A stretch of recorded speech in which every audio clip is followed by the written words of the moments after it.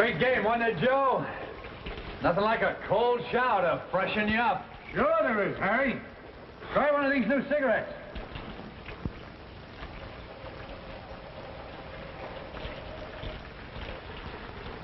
Hey, that is fresh and clean.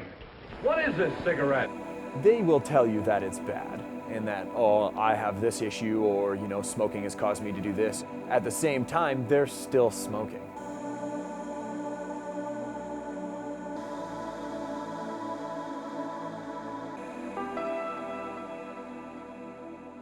The harmful effects of smoking have been known for decades, from its short-term effects like shortness of breath, to long-term effects such as cancer and heart disease. Yet, in Canada, the number of casual smokers is on the rise. It's undeniable that it is not great for your health. I mean, it's pretty hard to fight the science. It'd be ridiculous to try to deny it at this point. There's well over 100 years of study into the effects of smoking, and we know the long-term effects, cancer, and then cancer and emphysema, and those both can kill you. My name is Matt Woodford, and I'll be 28 this year. My name is Max Sussman. I am 26 years old. Jillian Chandler, I'm 25. I'm Bryce Duffield, and I'm 23 years old. Currently, I'm a smoker. I'm a smoker. I'm a smoker. I do smoke. So, if these students are aware of the health risks, why would they start smoking? I started smoking when I was 16 because I was dating this girl and hanging out with these Europeans, and they loved smoking.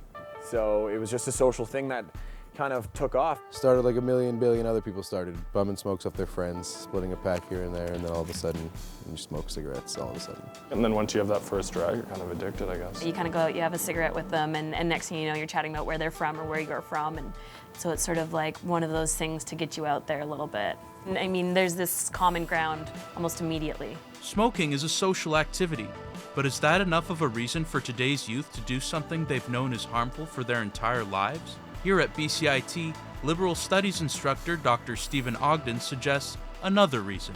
Society has things which they say are good or say are bad. Within the culture, although there's a heavy taboo on smoking, what that does is it brings up an attractiveness of it. So people are attracted to figures who do it. They also like breaking the taboo. But it's still a point of rebellion, just like pot or anything else.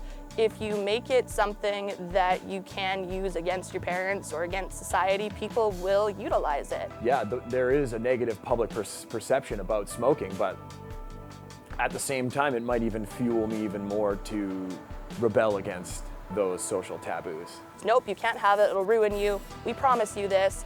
And that's just asking for kids to poke the bear and say, oh, does it really? Are you telling me the truth, or are you just lying to me to get me to do what you want? I mean, kids are gonna rebel regardless. I mean, there's always gonna be that older sibling, that role model that kids look up to, and maybe they smoke, you know, and they think it's cool. But it's undeniably cool looking in movies and in television. That cool guy in leather jacket is a lot to do with James Dean, Rebel Without a Cause. He had the cigarette rolled up in his arm sleeve. There's a totemic aspect, and as you say, if somebody like James Dean or Bono or some famous person is smoking, they want to emulate that. Yeah, it's probably why I started when I was a lot younger, but at this point, it's because it's an addiction. Addiction is the state of being physically and mentally dependent on a particular substance. But with cigarette costs at a record high in BC, can today's students really afford to be addicted? People will pay everything, not only anything, not only a lot, they'll pay everything for what they're addicted to. And addiction is rife, right? People are addicted to lots of stuff. People are addicted to gambling, to pornography, they can't stop. I'm not like, I can't wait for my next cigarette. It's not, sometimes it gets unenjoyable, but it's like, yeah, at this point, it's a physical thing. It's fully out of habit. It's pretty rooted in my kind of social interactions. So that's not really a really good excuse though. For me, I think it's always social, like being back in school with other people that smoke. They'll be like, oh, we're just gonna head out for a minute. And I'll be like, oh, well, why not? I'll go too. Whenever I'm ready, probably once I'm done school, I'll just quit when I want to. I think you'd be hard-pressed to find a smoker that doesn't have plans in the future to quit. But for me to quit smoking, yeah, it would take a dramatic lifestyle change. I want to quit for good. Also, when you always tell people you quit and then you don't, it's embarrassing.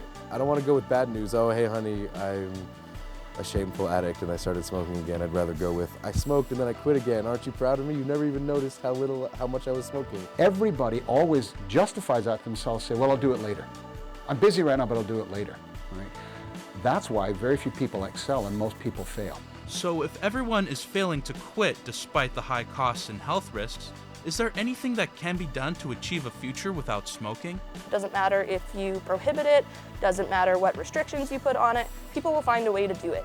Putting a prohibition on this stuff isn't going to take away from the cool factor. So the specific answer is smoking ever going to disappear? As long as it's considered cool, which it always will be against the norm, yes, it's not going to go away.